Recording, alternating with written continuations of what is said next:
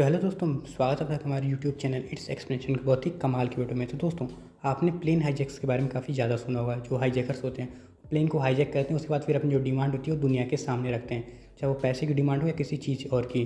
पर दोस्तों, मैं आपको एक ऐसे प्लेन हाईजैक के बारे में आज बताने जा रहा हूँ जिसको हाईजैक करके हाईजैकर्स ने एक ऐसी डिमांड रखी जिसको सुन के पूरी दुनिया ही शॉक रहेगी। जी हाँ दोस्तों, इन हाईजैकरों ने एक लाश के लिए जो है पूरे प्लेन को हाईजैक कर लिया है। तो दोस्तों, इसलिए इस वीडियो को पूरा लास्ट तक जरूर देखिएगा। उससे पहले अगर आप हमारे चैनल पर नए हो प्लीज़ सब्सक्राइब करिएगा, साथ ही बेल आइकन को दबाना ना भूलिएगा। दोस्तों, ये जो प्लेन था वो 24 दिसंबर 1999 को नेपाल के त्रिभुवन इंटरनेशनल एयरपोर्ट काठमांडू छोड़कर इंडिया के इंदिरा गांधी इंटरनेशनल एयरपोर्ट दिल्ली के लिए आ रही थी। और दोस्तों, ये जो प्लेन था वो इंडियन एयरलाइंस का एयरबस A300 था, जिसका कॉल साइन था IC814।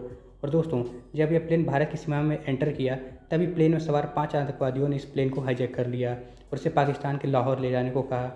दोस्तों, इस प्लेन में कुल 179 पैसेंजर और 11 क्रू मेंबर मिला के 191 लोग सवार थे। लेकिन दोस्तों, मैं आपको बता दूं कि जो पांचों हाईजैकर्स थे उन्होंने एक दूसरे को बुलाने के लिए अपने नाम का एक कोड वर्ड रखा था, जिसमें इन सब का नाम था चीफ, डॉक्टर, बर्गर, भोला और शंकर।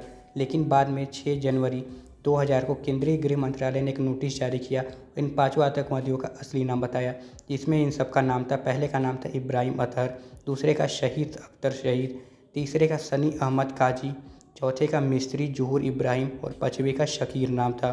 और दोस्तों, ये पाँचों के पाँचों पाकिस्तान से थे। अब बात करते हैं इस प्लेन के कैप्टन के बारे में। दोस्तों, इस प्लेन के कैप्टन का नाम था देवी शरण। दोस्तों, देवी शरण ने बताया कि एक नकाबपोश आदमी कैप्टन के केबिन में आया और बोला कि इस प्लेन को लखनऊ के ऊपर से होते हुए लाहौर ले चलो।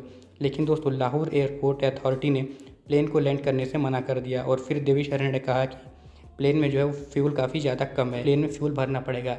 प्लेन को अमृतसर एयरपोर्ट पर लैंड कराया गया था। यहाँ से पहले से ही पंजाब पुलिस के जवान तैनात थे, लेकिन दोस्तों हाईजैकर्स को कुछ गड़बड़ लगी और उन्होंने यहाँ पे बिना फ्यूल भरवाई प्लेन को लेकर निकल गए।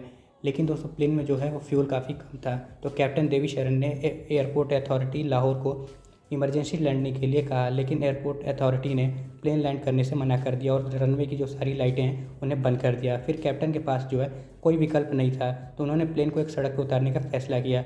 लेकिन जब एयरपोर्ट अथॉरिटी को यह लगा कि अगर प्लेन भीड़ भाड़ वाली जगह पर उतरेगा तो बहुत सारे लोग जो हैं वो मारे जाएंगे, उन्होंने रनवे की लाइट ऑन कर दी और फिर प्लेन जो है वो लाहौर एयरपोर्ट पर लैंड किया। उसके बाद जो प्लेन है उसमें फ्यूल भरा गया और दोस्तों उसके बाद जो कैप्टन थे उन्होंने लाहौर एयरपोर्ट अथॉरिटी से ये रिक्वेस्ट किया कि जो बच्चे और महिलाएं हैं उन्हें एयरपोर्ट पे उतार दिया जाए, लेकिन जो एयरपोर्ट अथॉरिटी थी उन्होंने मना कर दिया।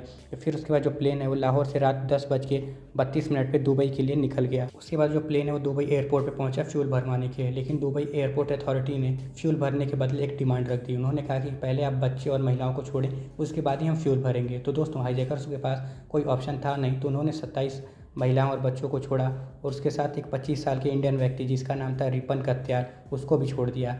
दोस्तों, रिपल के ऊपर जो है वो हाईजैकर्स ने काफ़ी हमला किया था, कई बार चाकू से मारा था, जिसके बाद रिपल की जो है वो बाद में मौत हो गई।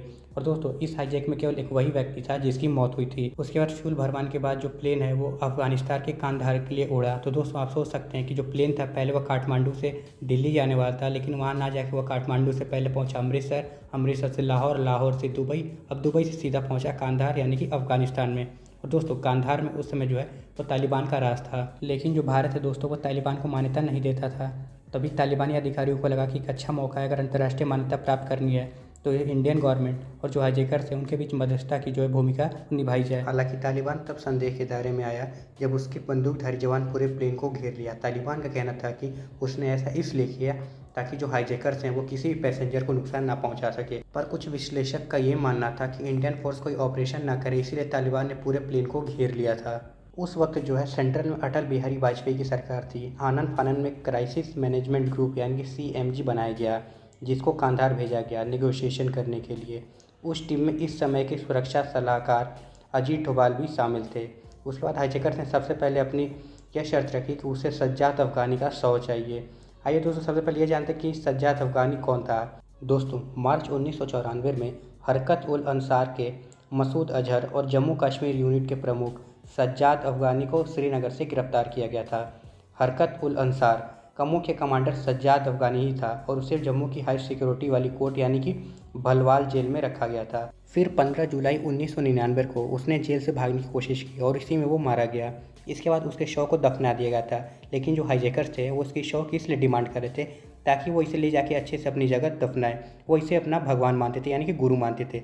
लेकिन इस शर्त को जो है वो इंडियन गवर्नमेंट ने मना कर दिया। उसके बाद हाईजैकर्स ने भारतीय जेल में कैद 35 इस्लामिक उग्रवादियों और 200 मिलियन अमेरिकन डॉलर यानी उस समय के होते हैं लगभग 800 करोड़ रुपए की मांग की, वो भी नगद। लेकिन दोस्तों नेगोशिएशन टीम ने इस मांग को जो है वो खारिज कर दिया और उसकी मांग को जो है 35 से 3 कैदियों की रिहाई तक ले आए। अब जो 3 कैदी थे जिन्हें छोड़ना था उसमें से पहला नाम था मौलाना मसूद अजहर, उसके बाद दूसरा जो कैदी था वो था अहमद उमर शहीद शेख और तीसरा जो कैदी था वो था मुश्ताक अहमद जरगर।